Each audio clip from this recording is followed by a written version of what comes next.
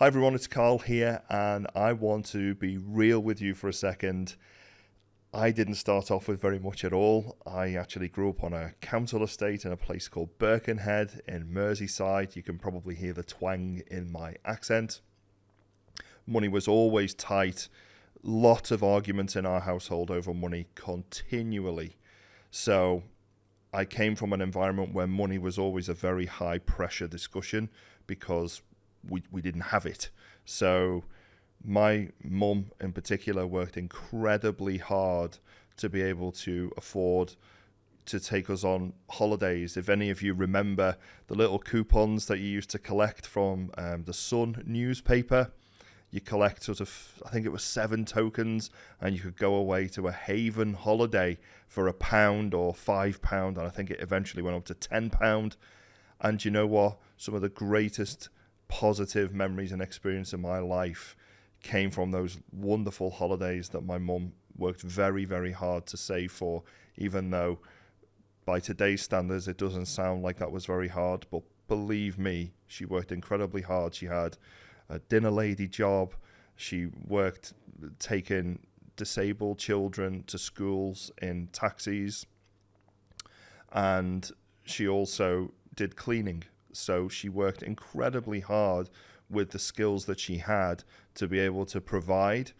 Now, unfortunately, in today's system, that wouldn't be enough to even pay rent. So getting the help from the government was a huge part of our lives, but there was also a lot of mismanagement with money as well, buying things that weren't necessary. But they taught me some of the most valuable skills about money that you could ever imagine in the real life school, university of life, as people might call it. So there's a lot to be grateful for there, because the hardship taught me some valuable lessons that I have later relied upon in my adult life to basically make me stronger as an individual, and take that little bit of rejection, take that little bit of, this isn't possible, and say, well, actually, we'll muddle through, because we always manage to do it. And I think there is something very positive to say about growing up on a council estate, teaching you how to be more resilient, how to do without, how to try and think of creative ways to get the things that you need and to make things last that little bit longer. If any of you are watching this or listening to this and you have that experience of having to pour water in your milk for your horrible cornflakes, or buying the no frills baked beans for a penny, these are all memories that I still have to this day, and some of them send shivers down my spine and others make me laugh. But it wasn't always the case that I came from a background where I had money. I didn't start with money. I didn't grow up with money. I had no wealthy family. Everything that I have done has been on the basis of the work that I have invested into myself and into those around me and the company that I now have. Stop! Before you go any further, if you're enjoying this content, remember to give us a subscribe, a like, a follow, or a share. Every single person that clicks on those buttons, it means the world to us, because it helps us reach more people and get people educated in how to get wealth the lazy way. So I want to talk to you, ladies and gents, today, if you're struggling about how you set limits. Now, one of the things when I was growing up, we didn't really seem to have a great deal of was limits. So I would watch my mum happily smoke 40 fags a day. And at the time, I think it was about £2 a packet back in the late 80s, early 90s. So it wasn't the crazy prices that we see today. But setting a spending limit on things that are, some might say that cigarettes aren't necessary. I certainly do say that, but people who are smokers probably say they are an absolute need.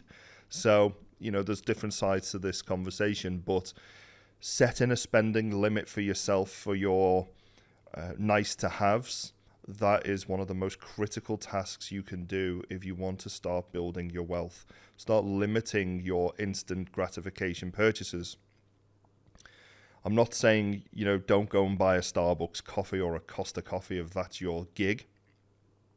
But what I am saying is set some sensible limits so you can live within the realms of what you can actually afford. There's no point not being able to pay rent, but it's okay having 5 Costa coffees this week. There are lots of opportunities for you to start using that money to build some self-development tasks, to get free courses, get free information online that you can get from the likes of Allison.com. You can go to Udemy and get free training and education there. We've already talked about this in the past. So please use those resources and start to develop yourself professionally rather than spending all the money as soon as you get it. Rule number 1 in business: pay yourself first. When you're an employee, you get your pay slip. And from your pay slip, the government has already taken tax, national insurance, student loans. They've taken pension contributions. And if you've got any cycle to work schemes or anything like that, all of that's come from your pay, and you're left with the joke at the end of the month. When you are working for yourself, you actually get to pay yourself first. Then you can figure out what you owe the government later, which is actually really helpful if you have financial discipline, because you can also start to use the money that comes in and leverage that money to start doing other things with it, like loaning it to yourself or to your other businesses so that you can buy other assets like property, art, jewelry, maybe some collectible cars or collectible antiques, watches, precious metals, coins, bullion. These are all different asset classes that you can utilize to start to grow your wealth far quicker than just leaving money in the bank. Okay, so this is a bit of a pain point here, ladies and gents. It's all about cutting unnecessary costs. So what is an unnecessary cost? Well, I don't know your life personally, but for me, I do a lot of traveling. And sometimes I will see that I can get a hotel for £30 a night, which might not be the greatest hotel in the world, but for £80, which is over double, of course, I might get a really nice 5-star hotel. Now, I'm not saying that you should always go to a £30 hotel because, number 1, you need a good night's sleep. Number 2, it's nice to have that little bit of luxury, especially if they have a swimming pool or a spa or a gym that you might be interested in going to, or even nice grounds that you can go and have a walk around. So I'm not saying you should always live on a shoestring budget, but what you should look at is the value and not just the cost. So when I say cut unnecessary costs, I don't mean just look at the bottom line figure, but also what additional value does this bring to you. So for example, if you're spending your life in a coffee shop, well, that's great. But who else is in the coffee shop with you? If it's lots of people who don't add value to your life, well, you're probably in the wrong coffee shop. Go to a coffee shop where people are going to add value to your life, where you can strike up meaningful conversations and get meaningful relationships. You could meet your very next business partner in that coffee shop. So it's not just about cutting the shoestring budget down. It's about making sure there's maximizing value in everything that you spend.